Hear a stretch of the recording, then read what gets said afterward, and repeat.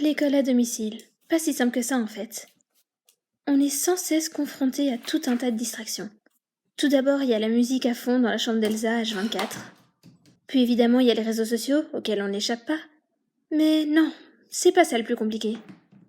Le plus dur, c'est mon livre sur le coin de mon bureau. Mais ne vous inquiétez pas, j'arrive à résister à la tentation. Du moins, la plupart du temps.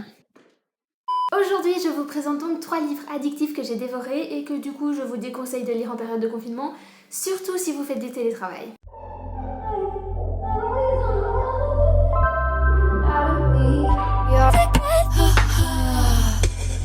On commence tout de suite avec le premier, Marina de Carlos Ruiz Zafón. C'est un livre dans lequel on suit l'histoire de Oscar, un jeune adolescent qui vit à Barcelone pendant les années 80 et qui a l'habitude de toujours sortir en douce de son pensionnat. Et au cours de l'une de ses escapades, il va faire la rencontre de Marina, une jeune fille très particulière avec qui il va rapidement se lier d'amitié. Et sans vous en dire trop, les deux amis vont à un moment donné se retrouver face à des événements très étranges et ils vont dès lors commencer à enquêter sur un mystère assez lugubre. C'est un roman qui au premier abord semble contemporain mais qui va très vite laisser paraître des petits aspects fantastiques voire même thriller.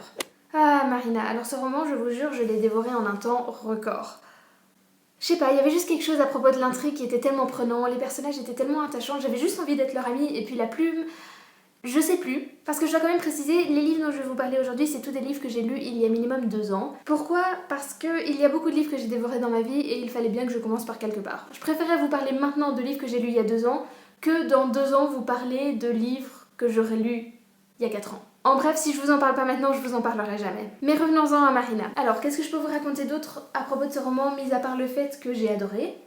Ah oui, j'avais une anecdote à vous raconter, une anecdote tragique dans ma vie de lectrice. Storytime. C'était une belle journée ensoleillée d'il y a, 2-3 ans, à l'époque où j'ai lu ce roman. J'étais dans le salon, assise à table, il me semble, et j'étais tellement plongée dans ma lecture, dans ma bulle, j'étais tellement prise par les événements, je ne remarquais même pas ce qui se passait autour de moi, j'étais tellement focus dans mon petit univers, prise par le charme du roman, dans un silence complet, jusqu'à ce que ma sœur allume la télé.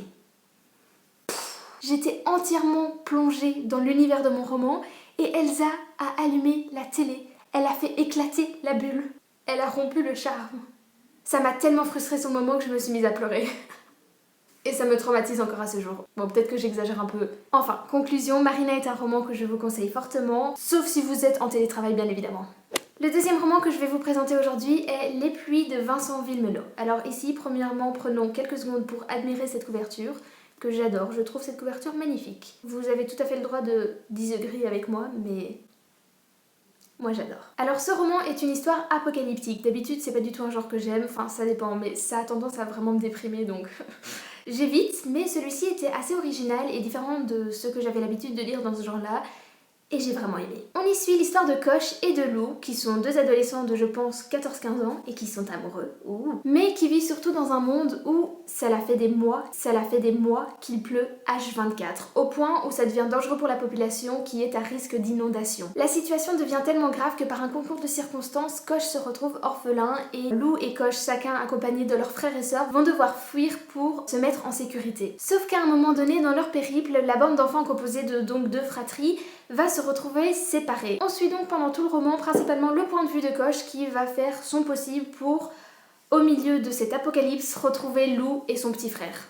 En commençant Les pluies, j'avoue que je m'attendais pas du tout à être autant captivée par l'intrigue. Mais encore une fois, dans ce roman, on a des personnages tellement attachants qu'au milieu de tout ce chaos, on a juste envie que ça se passe bien pour eux, on a juste envie que Coche retrouve Lou. Et donc une fois qu'on a commencé la lecture, on peut rien faire d'autre que continuer à lire. Après, quand je dévore un livre, il y a aussi d'autres critères qui entrent en jeu que l'intrigue prenante. Il y a aussi, par exemple, la plume, si c'est une plume fluide, ce qui était le cas ici. Bien sûr, ça se lit beaucoup plus rapidement. Et ici, j'ai vraiment beaucoup aimé la plume.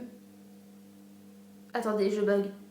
Ok, je vais pas dire ce que je m'apprête à dire parce que je vais dire une connerie. Bref, une intrigue captivante, des personnages super attachants, une plume fluide et simple. Je l'ai dévoré en... un jour? En plus j'avais cours donc je suis sûre qu'à un moment donné j'ai dû jouer la sociale auprès de mes amis. Désolée. Je m'en souviens plus, je pense. Bref, je sais pas. Et pour finir, le troisième et dernier livre dont je vais vous parler aujourd'hui est le premier tome des Hôtes d'affaires de Marine Carteron. Enfin, on peut inclure toute la saga parce que j'ai vraiment littéralement dévoré toute la saga. C'est une trilogie. On y suit l'histoire de Auguste et de sa petite sœur Césarine qui, juste après avoir perdu leur papa, vont déménager pour aller vivre avec leurs grands-parents, et enfin leur mère aussi, mais ils changent de vie, entre guillemets. À partir de ce moment-là, la vie d'Auguste va prendre un drôle de tournant quand il apprend que sa famille appartient à une confrérie bizarre, dont je vais pas trop vous parler parce que c'est l'histoire. Et on va donc suivre toutes les péripéties de sa vie d'adolescent pas si ordinaire que ça. Et c'est très prenant. Un des éléments qui m'a particulièrement captivée dans ce roman sont les points de vue de Césarine, la petite sœur d'Auguste, qu'on a un chapitre sur, je dirais 3, où on va alors lire à chaque fois le journal intime de Césarine, qui est une petite fille en fait atteinte d'autisme. Et c'est tellement intéressant, c'est tellement différent, parce que bien évidemment elle a donc une vision du monde différente, et c'est très captivant, très intéressant à lire. Et au final, c'est un livre très frais, très addictif et aussi rempli d'humour que j'ai adoré, que j'ai dévoré, tout comme le tome 2 et le tome 3 par après, ce qui est génial quand toute la trilogie est bien. Ah, merci. Des 3 livres que je vous ai présentés aujourd'hui, c'est probablement celui qui mérite le plus d'être sur cette liste des livres que j'ai dévorés, étant donné que c'est un livre qu'on m'a offert un soir, et je l'ai terminé dans la nuit, alors que j'avais école le lendemain. Maman, si tu regardes cette vidéo, je te jure, je ne fais plus ça. En partie parce que j'ai plus école, mais... Non mais honnêtement, j'ai lu ce livre d'une traite. Après j'étais un petit peu plus jeune, hein, j'avais quoi, 12-13 ans, mais j'ai beaucoup aimé. Et je pense que c'est une des seules fois où j'ai vraiment fait des achats impulsifs, mais en même temps que je regrette pas, parce que le lendemain, donc j'ai terminé ce livre, le lendemain j'ai dit à mon père, papa, tu peux m'acheter le tome 2 ? Et 2 semaines plus tard, il était là, enfant gâté. J'ai lu le tome 2 en 1 ou 2 jours, et j'ai dit, papa, tu peux m'acheter le tome 3 ? C'est donc tout pour cette vidéo recommandation de livres à ne pas lire. Bon, faut préciser entre guillemets en cette période de confinement. Lisez-les un jour, mais pas alors que vous êtes censé travailler. Ou censé dormir. N'hésitez surtout pas à partager en commentaire les livres que vous avez dévorés, ou bien vos avis sur les livres que je vous ai présentés dans le cas où vous les avez lus. Et voilà. Ok, cool. Au revoir.